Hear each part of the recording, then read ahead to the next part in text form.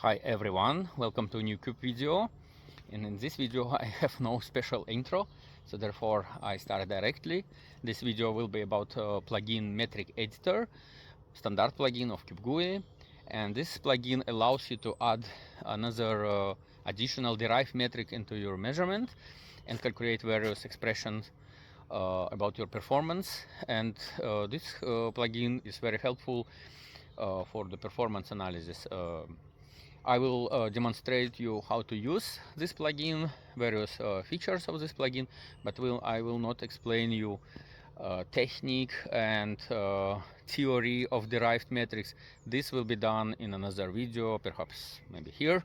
So subscribe and follow us on YouTube, and let's do it. Okay, we're back into our terminal. Welcome to new Cube video. In this video I demonstrate you another standard CubeGUI plugin, MetricEditor. And with this editor, with this plugin, one can add into the performance profile additional metrics which calculate some specific data based on some expression of based on some expression, so-called derived metric. I will not go into the theory and explanation of derived metrics themselves. I just demonstrate functionalities of this plugin. So before we go on, I remind you to subscribe, comment if you have any questions, and give us a like, and let's do it. So we open Cube instance. I have here installed a version of Cube, and we can open an example of a Cube file, for example this trace one. It's a remapped version of Scalasca trace analysis result.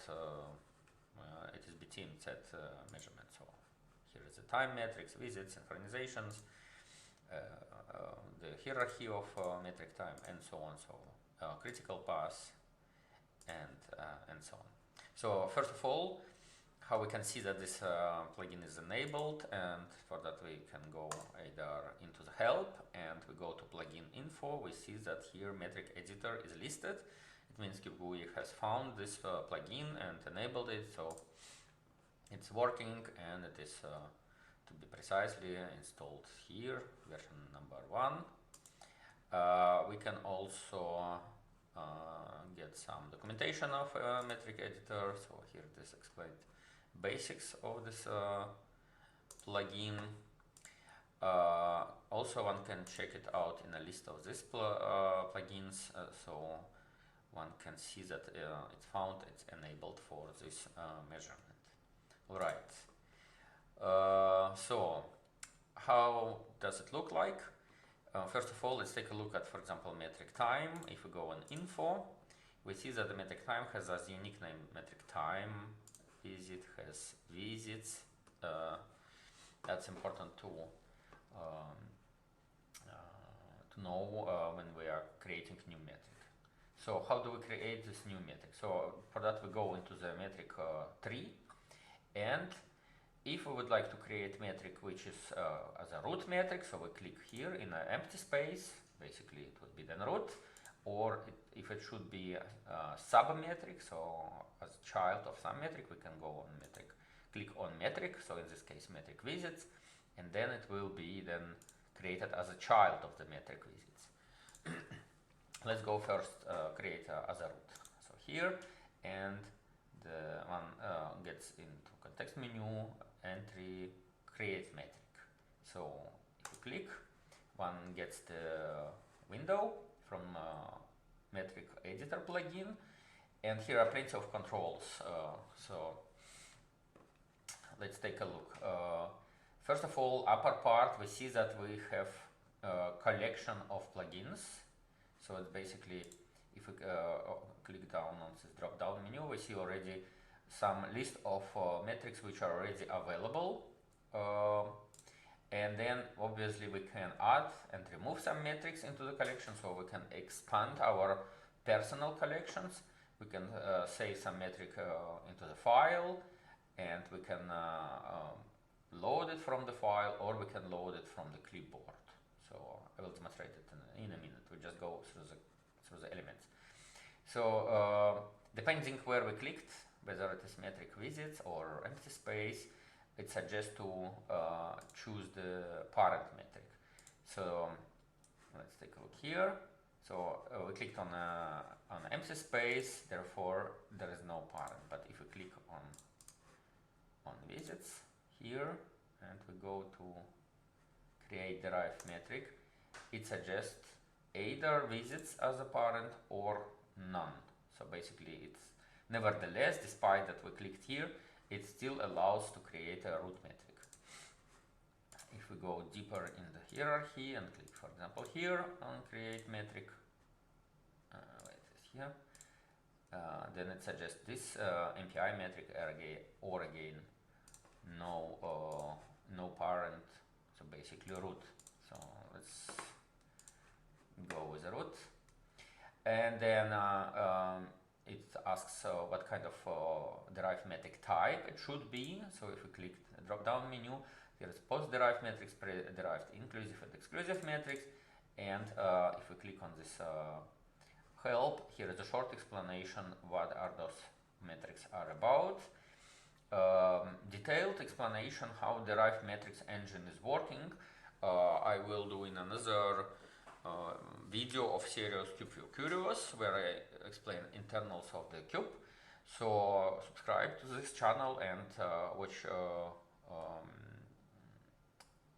wait till you get a notification that this video is posted. Okay. Then one has to specify display name, unique name. So display name is basically name which will be then listed here in this metric tree, and unique name, it should be name without white space, should be literally unique name, and with this name it's like identifier. One refers to this metric while one creates another, for example, derived metric. So all derived metrics which one creates have data type double. So far we do not support any exotic data types, a la complex, tuplets, and whatsoever. All data types are double because we cannot conclude, for example, integer out of the expression or not. So we go for just most general numerical value. Because in an expression one can use such functions like sinus, cosinus, tangents, and so on and so on. So therefore we just go most general way. And one can specify unit of measurement and URL where the possible description of this metric is listed if one works with some own metrics which are already well defined and published somewhere. So there are then two entries, ghost metric and row-wise metric. It's a little bit technical part. So ghost metric,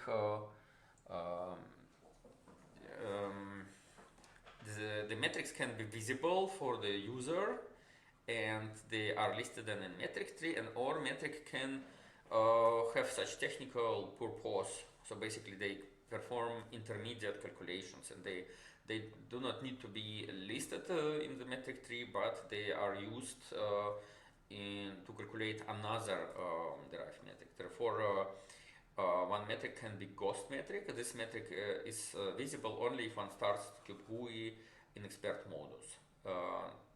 Take a look on a collection of videos. One of the earliest videos, I explained how one can use command line option -expert to start CubeGUI in expert modus.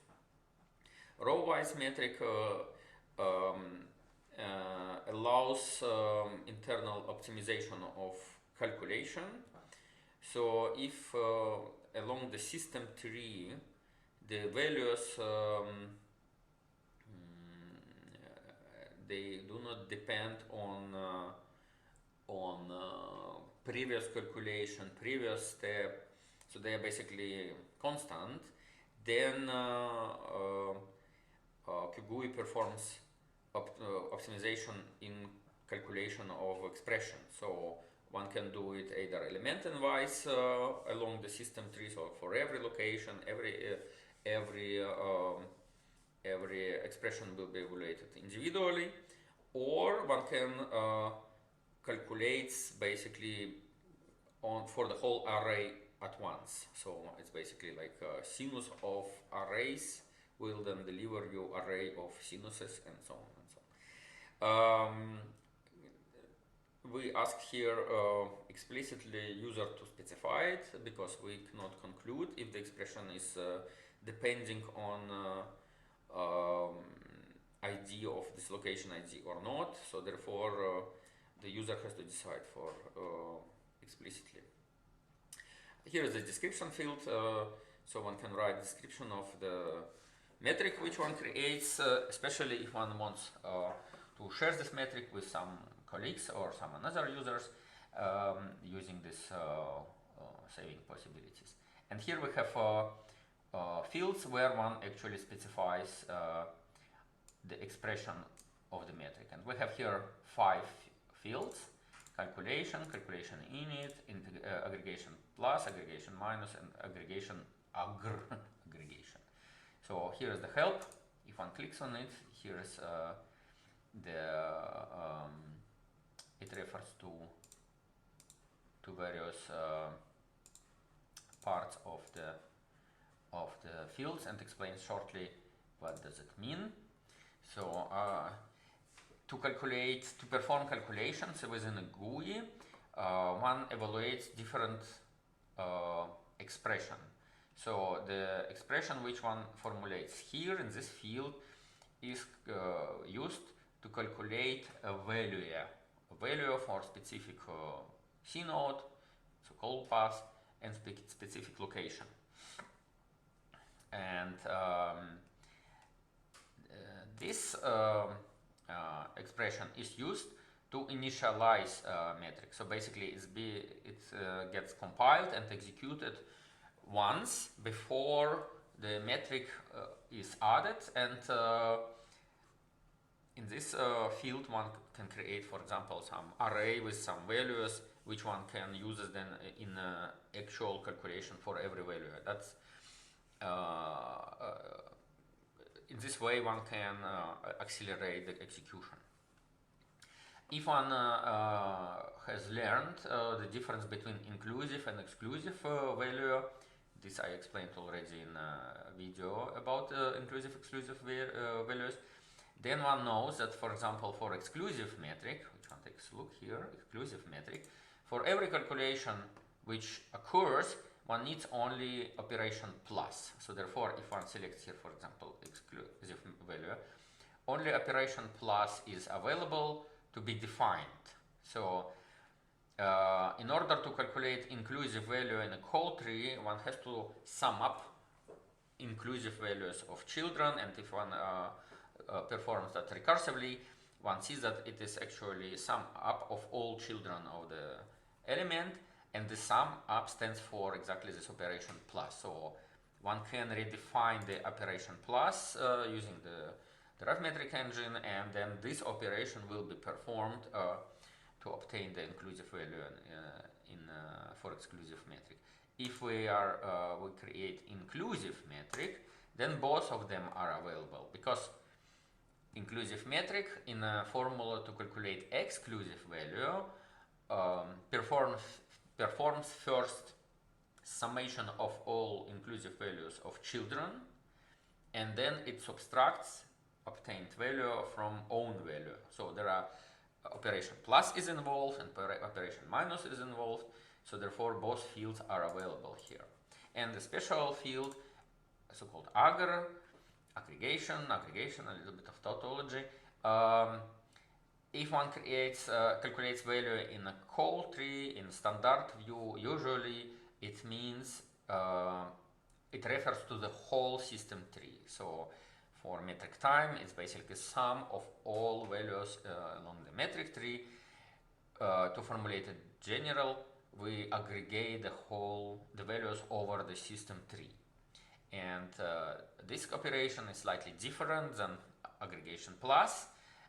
for various purposes it can be redefined differently. So one can have, for example, operation maximum along the system tree, but still plus and minus along the call tree. Therefore, this value, the fields are here different. And if one has created a metric, one even finds it very useful for analysis, one can send this metric to Scalasca group, so we can add it into the standard installation of CubeGUI. Okay, so let's take a look how exactly that looks like. First, let's go through the collections. So let's take a look here. So one of the metrics which we offer is, for example, average visit time. So if one clicks it, here the collection fills out actually forms as one would have it done manually. So that would be the parent metric, it would be post-derived metric called average visit time with this unique name, unit of measurement, and it calculates average time of region execution per visit. So some regions are being visited multiple times, and we have metric time here which aggregates it, and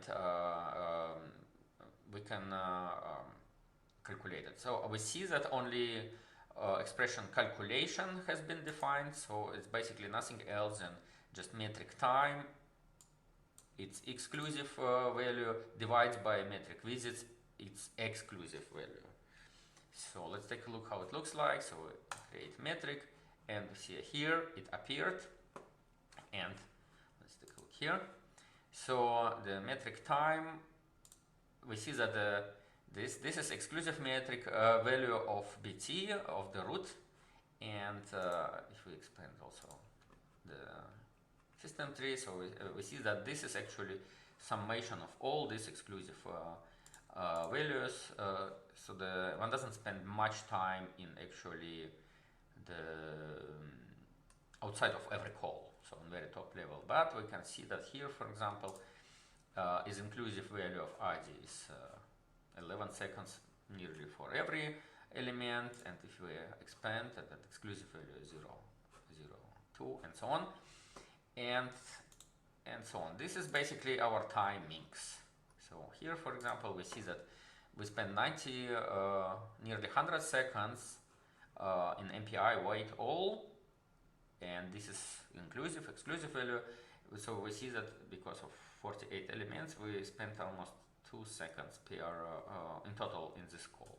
But if we take a look at average visit time, we see that this visits, the MPI wait all, is actually in average is under millisecond.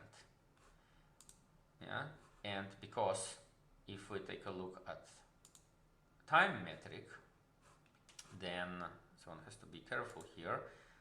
We have to go here. So that's the MPI tab. Then we spent actually 1.6 seconds in this call.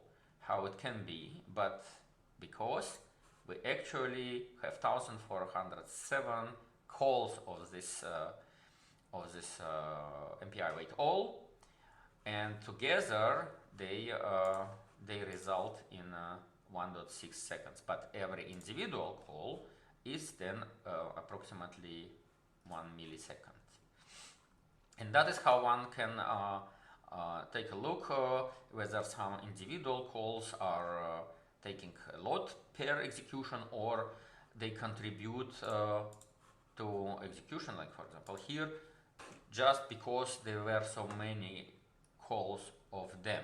So like here, for example, we see that it is also 1,400 and so on. So that is the average visit time, example of such metric. There are plenty of another interesting and useful metrics. We will not go to it. I just demonstrate you different another metrics on the collection. So for example, this metric, it allows you to mark region with region name, and here one has to specify some name. If one goes here, then it marks the all call paths which are leaf, so basically deepest level in a call tree, which do not have any children, This metric marks every root. So basically, if we have multiple roots in a call tree, only roots will have 1, otherwise 0. And in this way, one can, for example, create metric which has value only for roots. This is the metric which marks the only elements call paths which have only one level. That's 1, but if one sets here 2, 3, 4, then here, then one can mark individual levels in the call tree.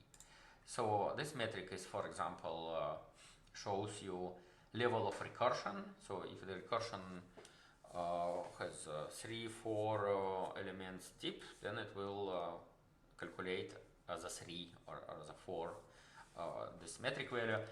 One notices here that for this metric one defined actually calculation, and here is nothing else, just the reference to some array, but this array has been created actually in initialization phase here.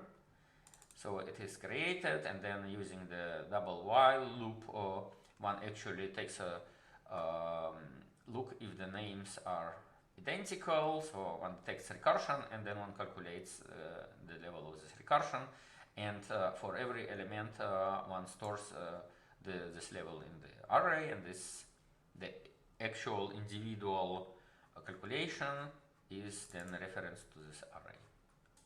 And then number of recursions is the same, the metric. So for example, this is example of a little bit different metric that calculates maximal value of time in a call tree. So, but for here we calculate metric time, but by performing calculation we actually do operation maximum, and maximum, and here is argument 1, argument 2. It is calculated like iterative way. So argument 1 is equal maximum argument 1 and argument 2, and argument 2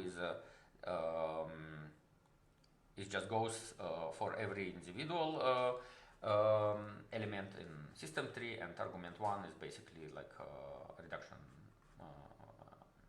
variable. So here is the metric some perfect runtime. It refers to the metric which is created before or should be created before. So here, for example, this maximum group time, if one creates it, so there is a name max group time, and then if we go to perfect runtime, we see that this metric would refer to it, to this metric. So therefore, sequence of creation of derived metrics is important. Parallelization level also refers to perf time, and perf time, if we take a look, that is this perfect runtime. And then, for example, one can calculate also processor frequency. It's a little bit different metric. It refers to puppy counters, which are not available in this measurement, so therefore it will be 0. Otherwise, it would be some value divided by metric time, and that gives you processor frequency. Okay, these are examples of metrics. So let's take a look how we can save them.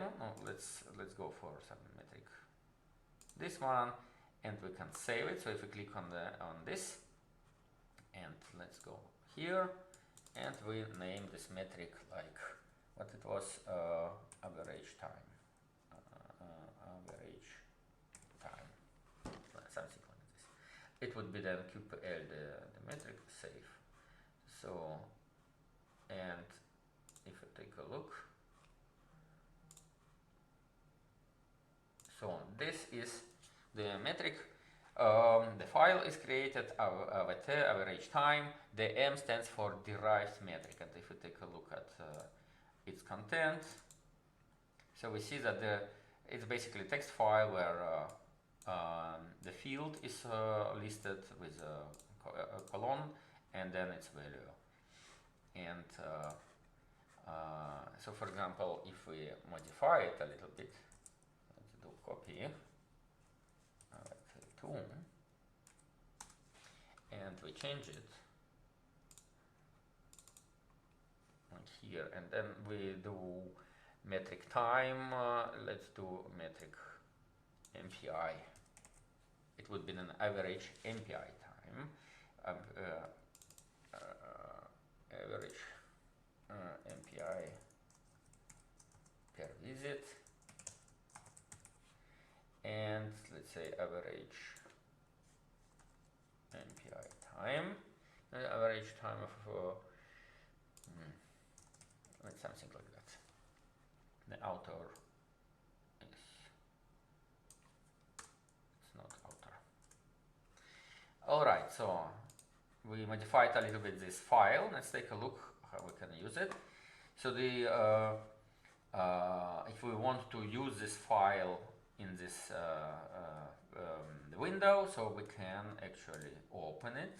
So that would be this one, and then we see that it fills the fields, and with this element we can try out to create it. It created this, and then we see that it has values only for MPI calls, because we have been referring to the metric MPI, that is this one, and this metric has values, non-zero values only for specific calls of the call tree, like here. Okay, and another functionality what we can do, for example, let's take a look. Let's modify it a little bit more. Let's do the same thing, but with OpenMP time. It will be OMP time. Okay, so let's go back to documents. Here, make another copy. That would be 3, and let's modify it a little bit, and we do OMP time, average open MP time, open MP time, and here it would be OMP time, right? Okay, save. So what I want to demonstrate is actually we select it and copy into clipboard, so Ctrl C, and then if we go here and create a metric, we actually can press this button, and that will create a metric out of the clipboard. So we clicked here, and we see that it filled out the fields. And assuming this metric is very useful for us, we can add it into our collection. So press here, and it gets added directly into the collection. After the separation, all metrics are listed, which are your private, your own metrics. They are stored only on your machine where your CubeGUI is actually running. So let's try to add it, and then we see that this is average runtime per visit. So we can go take a look at the actual values in the call tree. And if we close, for example, this cube file and start again, and we can go here, create metric, we see that this new metric in your collection is still available because it is stored in the settings of this application of CubeGUI. So let's add it again. So we add it, and assuming we don't want this metric or we made mistake, what we can do, we can click right click, and here is not anymore entry edit metric, here is create metric, here is edit metric, create, edit or remove metrics. And this is very comfortable if one is developing metric for analysis, and one has to change the expression multiple times. And if one finds that the metric is not needed, maybe one made mistake, so one can also remove this metric from the list of metrics. Of course, if one has created metric which already refers to it, removal might lead to some unwanted effects. Okay, I think that's all what it is about MetricEditor. Again,